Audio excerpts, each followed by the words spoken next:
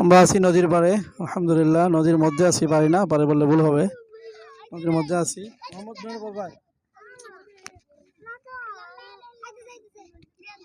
নদীর মধ্যে আছি ছোটখাটো বাচ্চা নিয়ে, আল্লাহর উপর ভরসা করে, সাহস করে, তার খুব আশা।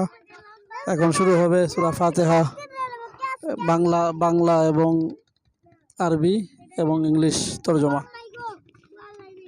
আরবি এবং বাংলা এবং ইংলিশ তরজমা।